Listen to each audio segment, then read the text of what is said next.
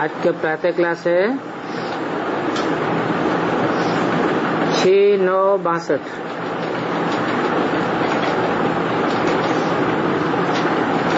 Record चला है आने वाली कल की तुम तस्वीर हो।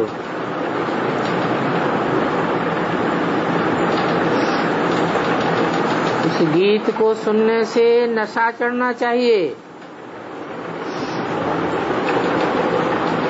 कहते हैं तुम ही सबकी झोली भर दोगे। तुम बच्चे जानते हो कि अभी ये हमारी झोली भर रहे हैं अविनाशी ज्ञान रत्नों से।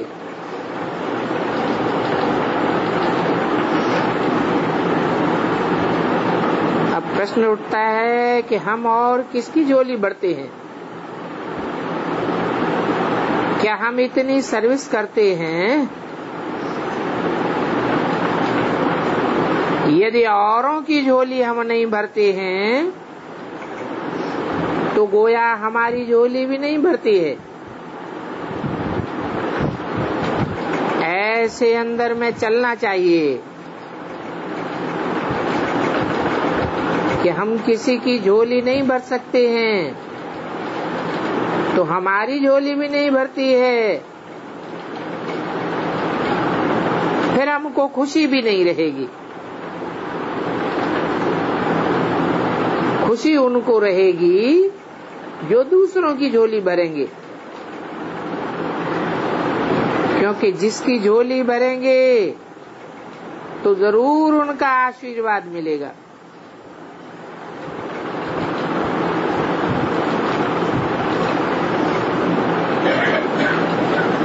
कोई की तुम झोली भर दो, कहेंगे ईश्वर तेरा भला करे, क्योंकि ईश्वर अर्थ गरीब को देते हैं ना। जब तक किसी की झोली न भरे तो आशीर्वाद क्यों मिलेगी? तो अपन के साथ बातें करनी होती हैं कि मैं क्या कर रहा हूँ, क्योंकि अभी हमको बनना है महादानी।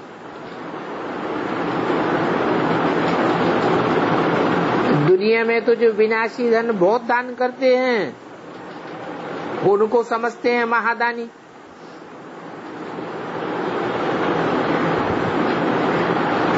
तो गलत समझते हैं या सही समझते हैं? क्यों? क्या कारण है?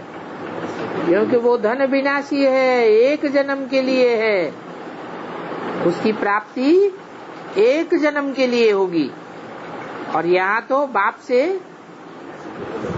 अविनाशी आत्मा की झोली भरती है। ये बुद्धि रूपी झोली है जो 21 जन्म के लिए तो पक्की भरती है और बाकी 63 जन्मों के लिए भी हिसाब किताब बन जाता है। तो तुम्हारी झोली अविनाशी है और तुम हो बेहद के महादानी। अब बताओ हम ब्राह्मण कुलभूषण महादानी किसको कहेंगे? जो इस अविनाशी धन से ज्ञान रत्नों से अपनी झोली भी भरे हैं और औरों की जो है झोली भरेंगे। अभी बाबा हमारी झोली भरते हैं, हम फिर औरों की भरेंगे। प्रिंस बनेंगे तब जब हम औरों की झोली भरेंगे। जो बहुत दान करेंगे उनको उजूरा जरूर मिलेगा। इसका मतलब ये नहीं समझना कि जो साहूकार हैं वो ही ज्यादा दान कर सकते हैं। नहीं, बाबा ने समझाया है कि साहूकार दान करते हैं और गरीब भी यथा योगी दान करते हैं, तो गरीब को ही उतना ही फल मिल जाता है जितना लखपति को मिलेगा। दान करने का परसेंटेज देखा जाता है ऐसे नहीं कि गरीब को नहीं मिल सकता है। साहूकार बहुत दान करते हैं तो वही साहूकार बनेंगे, नहीं।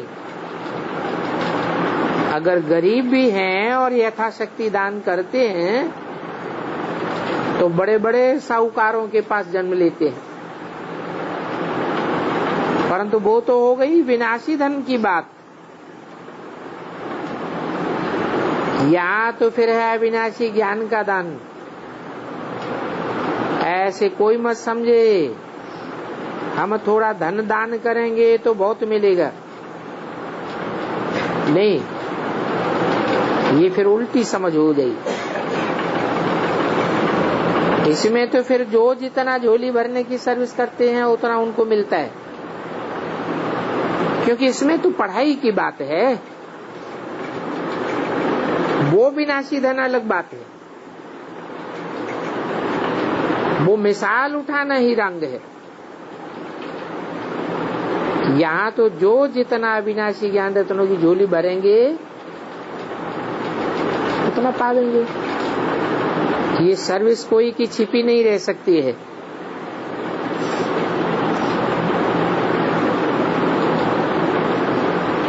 तुम ब्राह्मण कुल भूषण हो,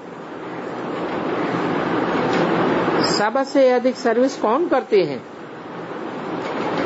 बाबा तो सर्विस करना सिखलाते हैं, तो हमको भी ज्ञानी आत्मा बन करके बहुतों की सर्विस करनी चाहिए। विचार सागर मंथन करने की टेव चाहिए, और विचार सागर मंथन होता ही है एकांत में। सन्यासी लोग भी एकांत पसंद करते हैं।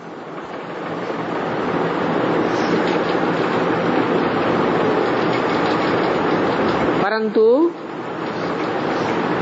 वो तो तत्वों को ईश्वर मानते हैं, इसलिए अपन को ब्रह्मज्ञानी तत्वज्ञानी कहलाते हैं। ब्रह्म को भी याद करने के लिए एकांत में जाते हैं। बाकी शास्त्र आदि तो यहाँ भी पढ़ सकते हैं। ये शास्त्र तो हैं कर्म कांड के, परंतु वे लोग चाहते हैं मुक्ति, और मुक्ति के लिए चाहिए योग। शास्त्र आदि तो गृहस्थ व्यवहार में भी पढ़ते रहते हैं। ये तो बाहर जाते ही हैं योग के लिए, समझते हैं हम ब्रह्म में लीन हो जावें। जिस ब्रह्म से हम निकले हैं, इसलिए वो बाहर एकांत में निकल जाते हैं। शहर में तो वायुमंडल शुद्ध रहता है, तो उन सन्यासियों को कोई मूर्ख नहीं कहेंगे, क्योंकि वो भी अपनी पवित्रता से भारत का कल्याण करते हैं, पवित्र रहते हैं। अभी तो वो सब भी पतित तमो प्रधान बुद्धि। ऐसे तो भक्त लोग भी एकांत पसंद करते हैं, वानप्रस्थ अवस्था में किनारा कर लेते हैं। सन्यासियों का संग जाकर के पकड़ते हैं। वानप्रस्थियों के लिए अलग आश्रम बनाया जाता है।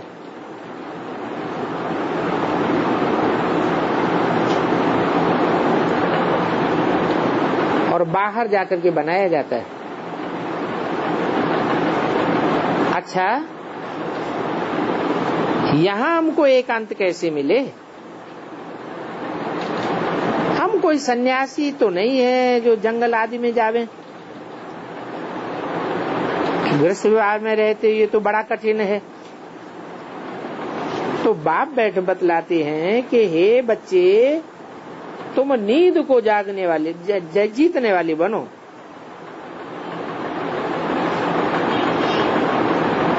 अमृत वेले बहुत अच्छा एकांत होता है।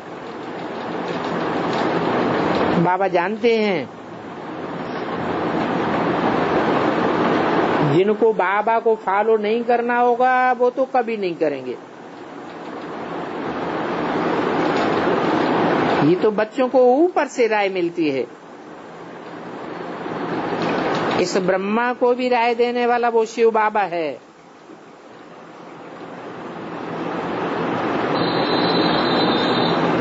क्या इस ब्रह्मा को भी राय देने वाला वो शिव बाबा है, मैं नहीं हूं। 62 में जिस ब्रह्मा के तन में जिसने बोला वो ब्रह्मा को राय देने वाला नहीं है।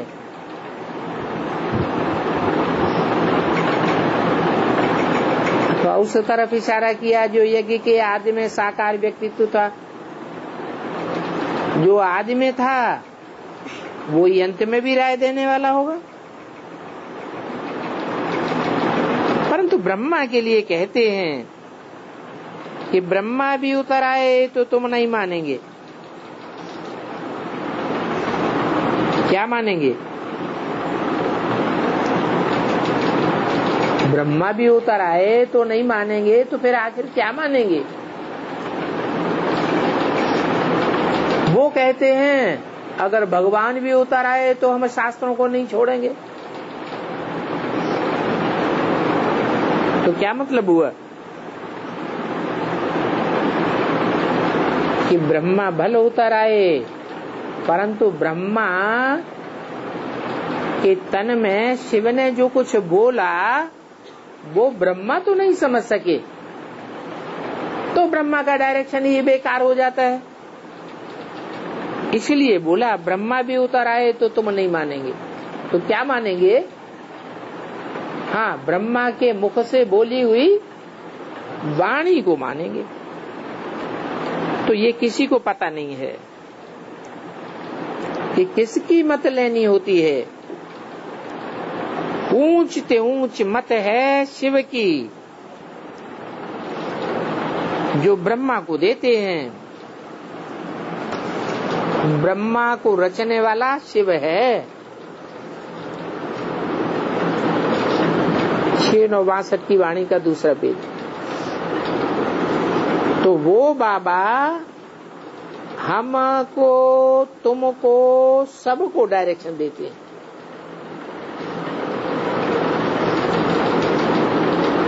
कौन बाबा?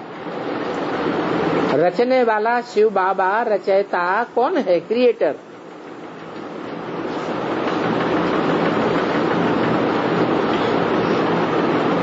ब्रह्मा के तन में प्रवेश करने वाला है या ब्रह्मा को राय देने वाला है, डायरेक्शन देने वाला है?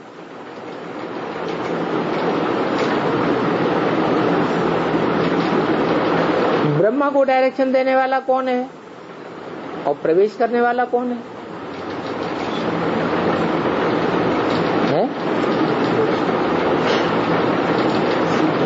अरे राय तो देगा किसी तन में प्रवेश करके, श्रीमत देगा किसी तन में प्रवेश करके साकार में, और ब्रह्मा में प्रवेश करके बोलने वाला तो बिंदु है, वो रचयिता नहीं है, वो ब्रह्मा को रचता नहीं है। रचयिता साकार में चाहिए या निराकार बिंदु चाहिए? साकार चाहिए। आत्माएं भी कोई रची नहीं जाती हैं।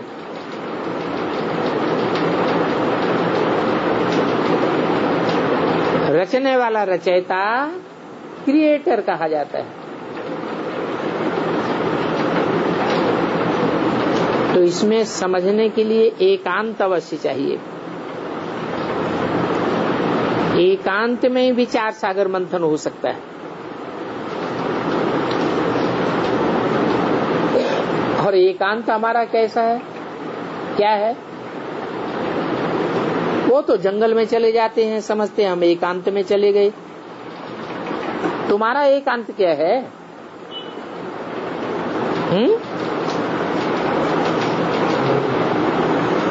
तुम्हारा एकांत है एक के अंत में चले जाना।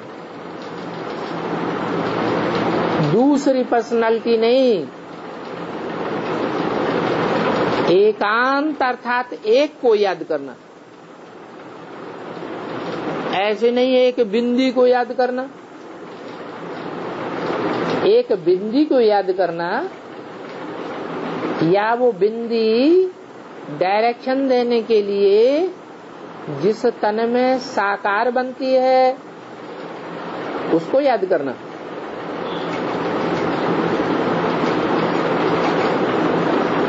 एक को याद करने में मजा बहुत आता है। बिंदु को याद करने में बहुत मजा आता है, या वो बिंदु जिस तन में आकर के क्रिएटर बनता है, नई सृष्टि क्रिएट करता है, नई राजधानी क्रिएट करता है, उसे याद करने में मजा आता है। उस एक से ही वर्षा मिलता है, उस एक से, इससे नहीं। इससे माने ब्रह्मा से वर्षा नहीं मिलता है, किससे मिलता है?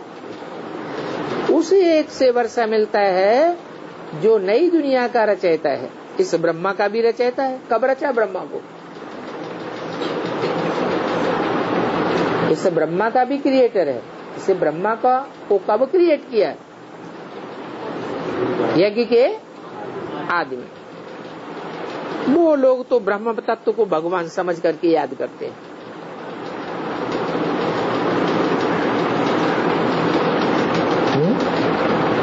वो लोग कौन?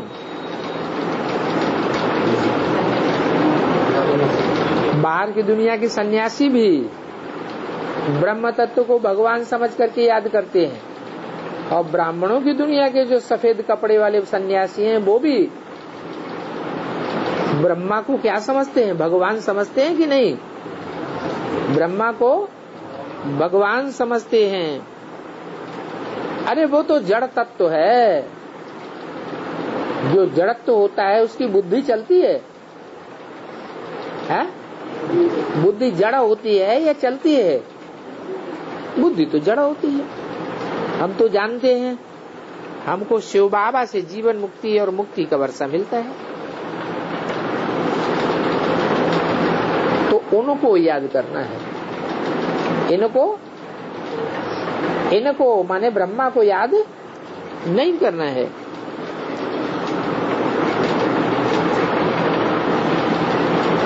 अब याद करने का समय है अमृत बेला।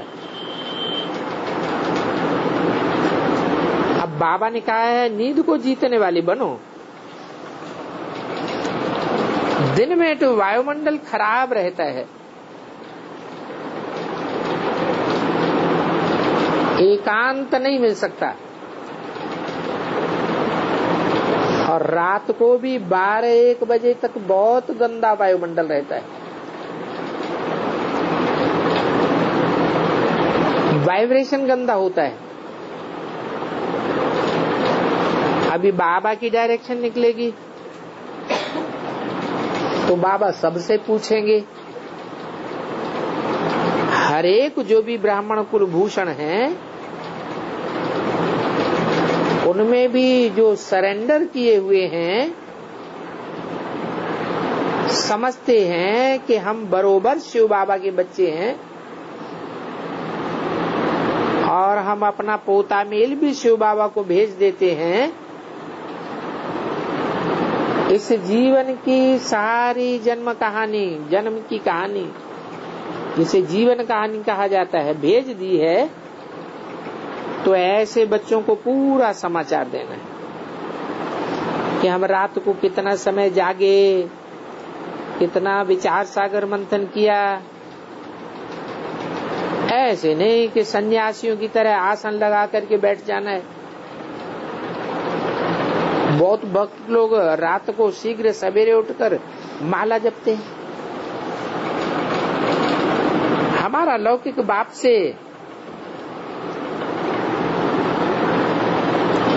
योग है ऐसे तो नहीं कहेंगे। हमारा तो पारलौकिक बाप से योग है। वो भक्त तो लोग कोने में बैठ करके माला जपते हैं। अगर कुटिया में बैठने से एकांत होती तो फिर सन्यासी लोग बाहर क्यों जाते हैं? तो बाप समझाते हैं, लाडले बच्चे, नींद को जीतने वाले बच्चे, रात को एकांत में बहुत अच्छी अमृत वेला होती है। ये अमृत वेला नाम क्यों रखा गया है? क्योंकि शिव बाबा कहते हैं अमृत वेले के टाइम अमृत पिलाने वाला मैं ही एक बाप हूँ। तो कौन सा हुआ अमृत वेला? है सवेरे की शुरुआत कब कहें? जब सूर्य उदय हो जाता है तो कहते हैं सवेरा हुआ,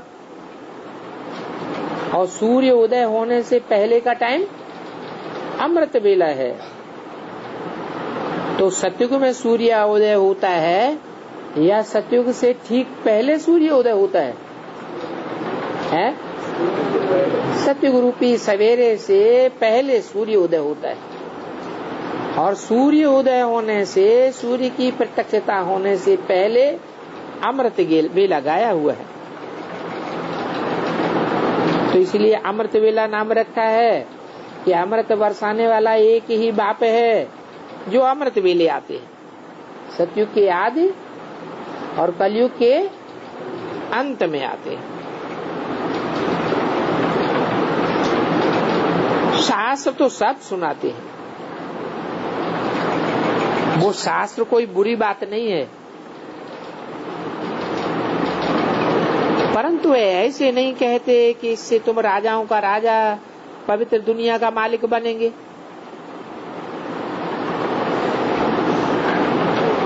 एक गीता ही है जिससे मनुष्य पढ़ाई पढ़ करके मनुष्य से देवता बन जाता है। देवताएं तो होते ही हैं सतयुग में, सर्वगुण संपन्न 16 कला संपूर्ण। तो अवश्य मनुष्य से देवता संगम पर ही बने होंगे। अभी बाप तो मनुष्य से देवता बनाने वाला है, तो जो बनाने वाला है मनुष्य से देवता, उनकी मत पर चलना पड़े।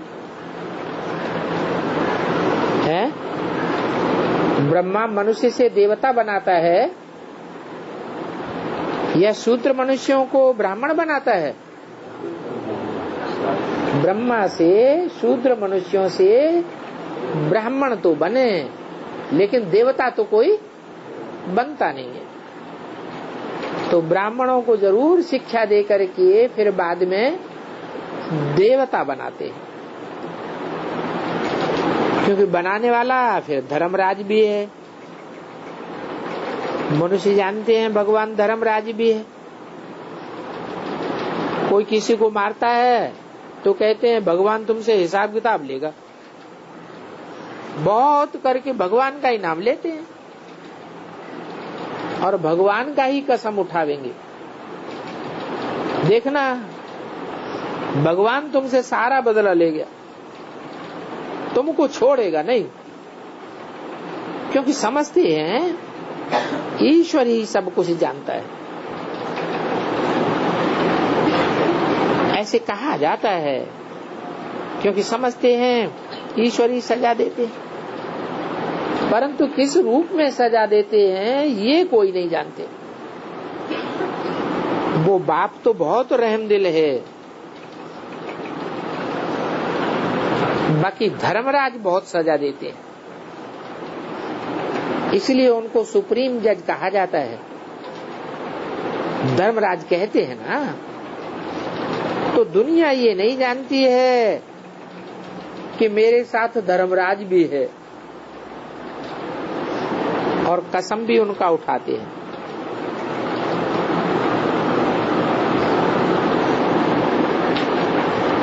इनडायरेक्ट मनुष्यों की बुद्धि में आता है, परंतु सर्वव्यापी का ज्ञान बुद्धि में होने से पूरा निर्णय नहीं कर सकते। तुम जानते हो कि गर्भ जेल में भी दंड देने वाला कोई तो होगा ना। भगवान धर्मराज रूप में दंड देते हैं। धर्मराज का रूप भी तुम बच्चों को दिखलाते हैं। बल उनके फीचर्स नहीं है,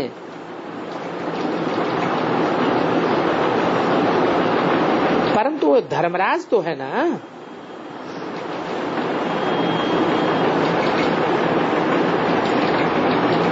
दंड देने वाला तो होगा। बाबा ने सिखलाया है कैसे मैं धर्मराज रूप में दंड देता हूं। तो अब तुम बच्चों को डर रहना चाहिए, क्योंकि मेरा बनकर के मेरी राय पर नहीं चलेंगे तो दंड बहुत कड़ा खावेंगे। मैं पहले से बता देता हूं, मेरे यज्ञ में वह मेरे बनकर और फिर ज्ञान की धारणा नहीं करेंगे और ही बिगन डालेंगे तो बहुत दंड भोगेंगे।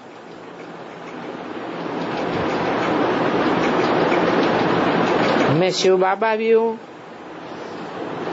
और फिर धर्मराज भी हूं।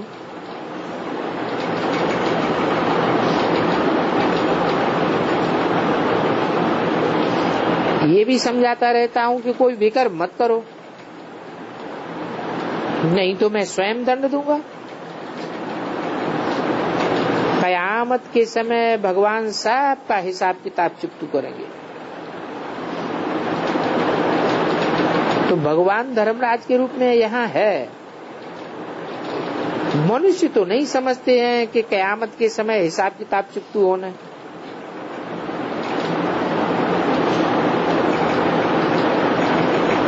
तो भगवान और धर्मराज एक ही है। कैसे? मेरे साथ तो धर्मराज भी है। मैं तो रहमदिल हूं, मैं तो प्यार का सागर हूं, धर्मराज तो मार का सागर है। फिर दोनों एक हैं कि अलग हैं? है? हाँ, एक ही पर्सनालिटी है। एक ही पर्सनालिटी में दो आत्माएं कार्य करने वाली हैं, इसलिए दो हैं और देखने में एक ही है। तो कहते हैं ना, भगवान ही देखता है, भगवान ही दंड देगा। ज्ञान की धारणा होती है वो तो बुद्धि में ही होती है। बाबा ने कई बार समझाया है कि सवेरे उठना बहुत अच्छा है।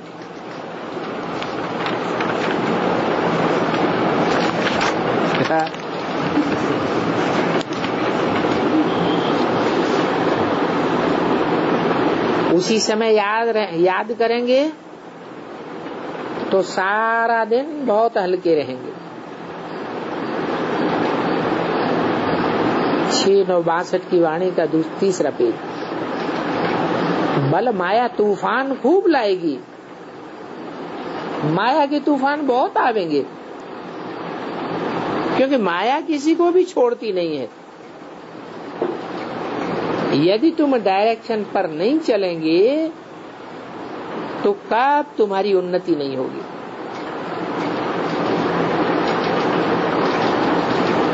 बाबा ताकीद करते हैं, हर एक जगह लिख दो रात को कितना समय। हाँ, हर एक लिखो कि रात को हम कितना समय विचार सागर मंथन करता हूँ। टाइम भी लिखो तो बाबा समझे। ये सब ब्राह्मणों के लिए डायरेक्शन है। तुम अनुभव करेंगे, बहुत सुख महसूस होगा। विवेक भी कहता है कि जावेंगे वे सर्विस में, और जागेंगे भी वो जो सर्विस में रहते हैं, सर्विस में तत्पर होंगे। बाबा कहते हैं नींद फिट जानी चाहिए।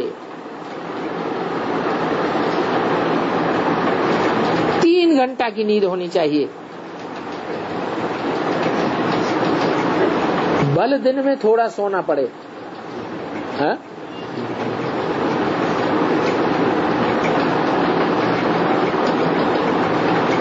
9 बजे सो जाओ और 12-1 बजे जग जाओ। रात को सवेरे शीघ्रता से जग जावे। बाबा के डायरेक्शन पर फरमान बरदार बच्चे ही चल सकते हैं। बाबा ऊपर से भी पूछ सकते हैं कि फलाना रात को उठकर विचार सागर मंथन करता है या नहीं।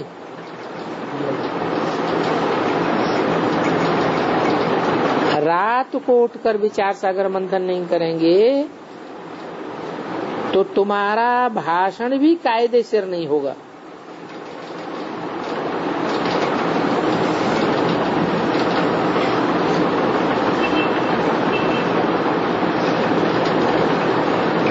ना विचार सागर मंथन करेंगे तो बुद्धि का ताला भी बंद कर देंगे। तो पुरुषार्थ करना चाहिए। टेव पढ़ने में कोई मास और वर्ष लग जाते हैं। किस बात की टेव, किस बात का अभ्यास है? विचार सागर मंथन करने का अभ्यास करने की टेव डालने में कोई को मास लग जाते हैं, कोई को वर्ष लग जाते हैं। ऐसे मत समझो कि 8-10 दिन में ही आदत पड़ जाएगी। नहीं, बाबा कहते हैं बहुत समय से जो उल्टा पूंछ लटका हुआ है, कौन सा पूंछ? जो देह अभिमानी की उल्टी पूंछ लटकी हुई है, उसको फिर सीधा करने में बड़ी मेहनत लगती है। रात को अमृत वेले विचार सागर मंथन चले तो बहुत खुशी होगी।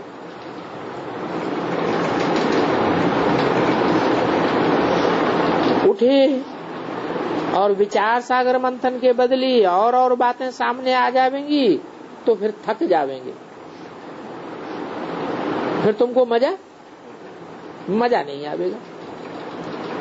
माया के विघ्न बहुत आने लग पड़ेंगे। तो पहले शौक चाहिए धन दान करने का। क्या कहा? विचार सागर मंथन की टेव डालने से पहले भी क्या चाहिए है? सेवा के फील्ड में बने रहेंगे तो धीरे धीरे विचार सागर मंथन करने की भी टेव पड़ जाएगी। धन दान ही नहीं करेंगे तो विचार सागर मंथन भी नहीं चलेगा। फिर नंबरवार बन जाते हैं। जैसे हमारा भंडारी है। कौन है भंडारी? है एक दादी थी, किचन में बहुत अच्छा संभालती थी, बोली दादी। तो इनसे सब खुश होते हैं, तो जरूर इनको सुख मिलना है ना। कोई सर्विस ही नहीं करेंगे तो फिर महिमा कैसे होगी?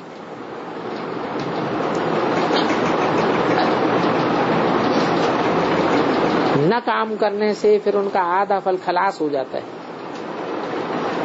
तो खुशी से यज्ञ सेवा का सारा काम करना चाहिए।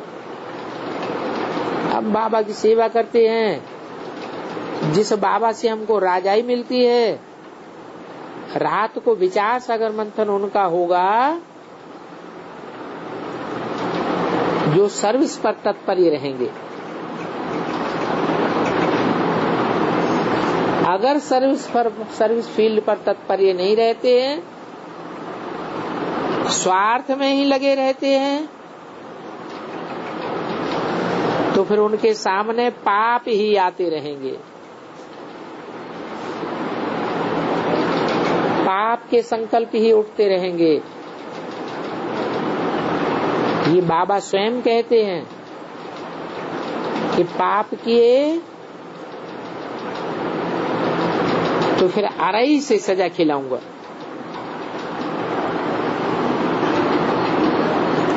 ये कड़ी से कड़ी सजा है।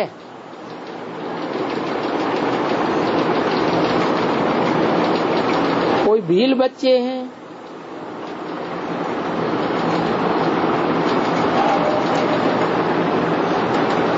बल बच्चे तो हैं, परंतु सजा प्रजा से भी अधिक खाते हैं।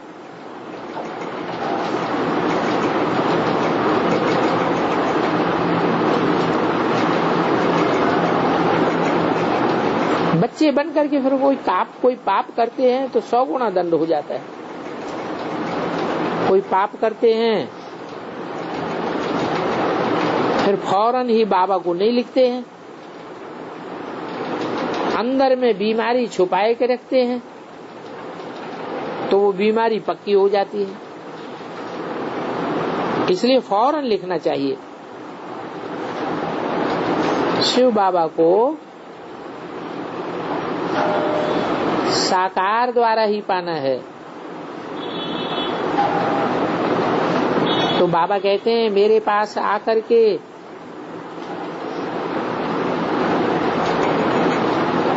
तुम मेरे को जानो, मेरे पास साकार द्वारा आना चाहिए। क्या कहा? ऐसे नहीं डायरेक्ट निराकार के याद किया तो मेरे पास आ जाएंगे, मेरे पास आ जाएंगे कि और दूर चले जाएंगे। इब्राहिम, बुद्ध, क्राइस्ट, विधर्मियों का क्या हाल होता है? मेरे पास आकर के वर्षा लेते हैं कि और ये द्वापर कलयुग में जाके जन्म लेते हैं और ये दूर चले जाते हैं। बाप अपने बच्चों को डिससर्विस थोड़े ही सहन कर सकेंगे। ये सब बातें समझते नहीं हैं, न कोई डर रहता है। ये धर्मराज बाबा देखते तो है ना, बाबा के पास बहुत रिपोर्ट्स आती हैं। किसी को कोई चीज नहीं मिलती है तो रो पड़ते हैं, कहेंगे यानी कि बिल्कुल पाई पैसे की अवस्था है। बल कोई साहूकार थे, उन्होंने पैसे दिए, कोई गरीब थे। जैसे मिसाल ये दादी है,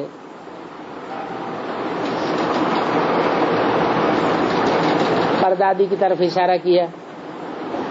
कौन? निर्मल शांता दादी। पाई पैसा लाई होगी, इनका भी हिसाब नहीं है जितना बाबा का हिसाब है। और मम्मा तो गरीब थी, फिर देखो कितना ऊंच चढ़ गई है।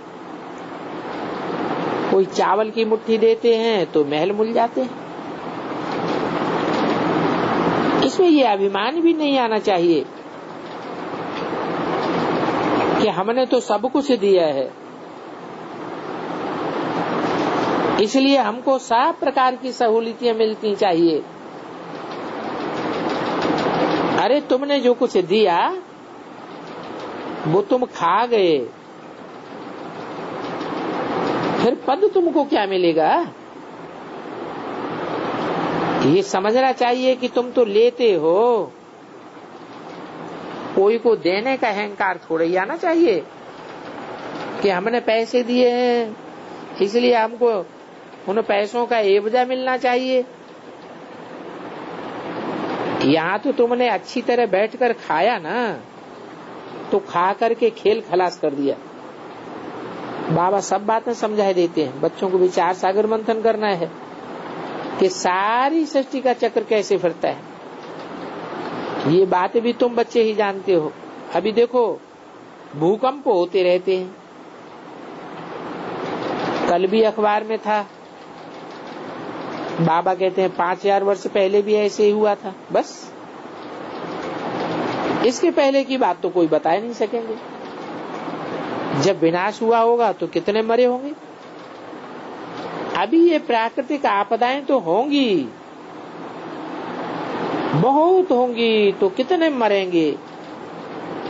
तो ये भी लिखना चाहिए। तुमको पता है महाभारी लड़ाई में कितने मरे थे? 5000 वर्ष की ही तो बात है। हम बतलाते हैं कि 450 करोड़ से भी ऊपर मरे थे। देखो बाबा का रात को विचार सागर मंथन तो चलता है ना, तो क्यों न कोई सुजान बच्चा लिख दे। विचार सागर मंथन करने वाले ही ऐसी ऐसी बातें निकालेंगे। 6/9/62 की वाणी का चौथा पेज। बाबा तो विचार सागर मंथन करते हैं, सुनाते हैं, दूसरों को सुनाने से भी बहुत अच्छी पॉइंट्स निकलती है। तो अमृत वेले रात को जागना बहुत अच्छा है, बहुत मजा आवेगा। जागते रहो, बाबा से बातें करते रहो। ये अमृत वेले जागने की टेव पड़ जानी चाहिए। विचार सागर मंथन करने की टेव पड़ जानी चाहिए, तब तुमको बाबा ही जगावेगा। कोई कहते हैं बाबा हम जाग नहीं पाते हैं। बाबा कहेंगे ये भी ड्रामा में नूद है, अखबारों में बहुत पढ़ता है। कोई समझते हैं कि अखबारों से हम सारी बातें समझ सकते हैं। उन्हों को भी समझाना चाहिए, अखबार वालों को भी, पढ़ने वालों को भी समझाना चाहिए कि 5000 वर्ष पहले भी बहुत मरे थे। अभी ये जो महाभारी युद्ध होने वाला है इसमें फिर मरेंगे, और ये वही 5000 वर्ष पहले वाली महाभारी महाभारत लड़ाई है। देखेंगे तो कहेंगे ये तो बहुत अच्छी बात है। बोलो सारी सृष्टि का आदि मध्य अंत यदि तुम जानना चाहते हो तो हम तुमको बता सकते हैं। ऐसी ऐसी बातें पैसा दे करके भी डलवानी चाहिए।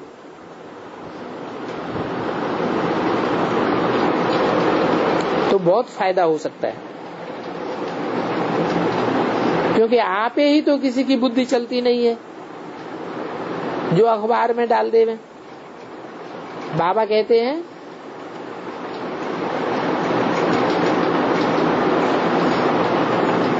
कि कोई भी मंडली के पास जाकर समझाओ, जाकर लिटरेचर आदि बांटो। बाबा की डायरेक्शन अमल में लानी चाहिए। बच्चों को सर्विस का बहुत शौक चाहिए। जो अमृत पी करके और फिर बिघन डालते हैं, बाबा की मत पर नहीं चलते हैं, तो धर्मराज बाबा किसको भी छोड़ेगा नहीं। मत मिलती है तो उस पर चलना चाहिए ना। भगवान कहे ये काम करो और न करें तो उन जैसा कमबख्त कोई होता ही नहीं। तो बहुत डर रहना चाहिए। उनको तो हर घड़ी याद करना चाहिए कोई पाप कर्म न होने पावे। उल्टी सुल्टी बातें कोई सुनाए तो सुनना नहीं चाहिए।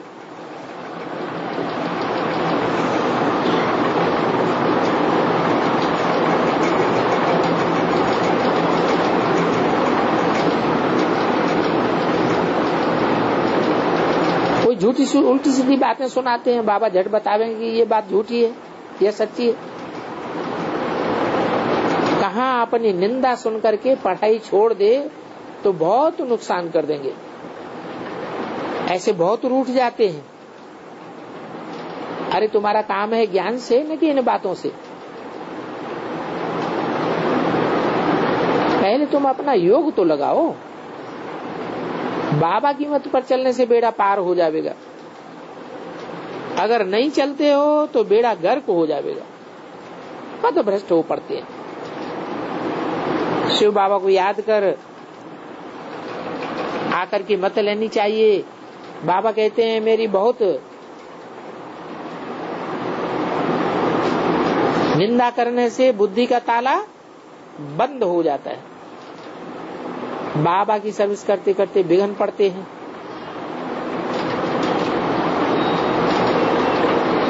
बहुत बिघन डालते हैं तो मैं उनकी बुद्धि का ताला बंद कर देता हूँ। तुम्हारा काम है मत पर चलना। बाबा कहे मिट्टी खोदो, हाँ बाबा जो आ गया वो आ भैया। सारी जिंदगी कुर्सी पे बैठ के काम किया होगा, और उसे मिट्टी खोदने के लिए कहा जाएगा तो कैसा लगेगा। अब शिव बाबा भी ये बेसमझ तो नहीं है जो उल्टा पलटा डायरेक्शन दे देगा। जो ज्ञानी तू आत्मा होगी उसको तो ऐसे काम में नहीं लगावेंगे। बाबा भी तो समझ करके कहेंगे ना। कोई समय परीक्षा भी ली जाती है। परीक्षा कोई लंबे समय की थोड़ी ही होती है,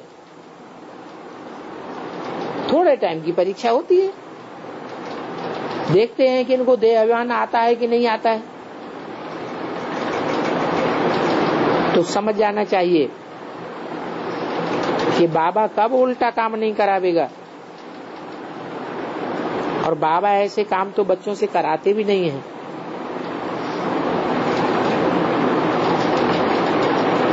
अच्छा, बाबा का डायरेक्शन है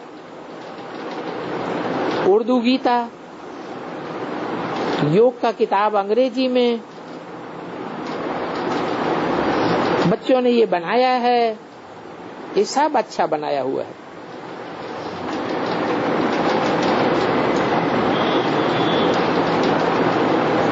जिन्हें ऐसा कोई समाचार मिलता है तो देना चाहिए।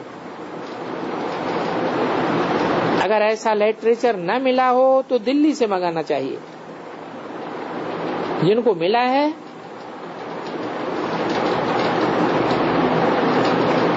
उन्होंने बाबा को समाचार नहीं दिया,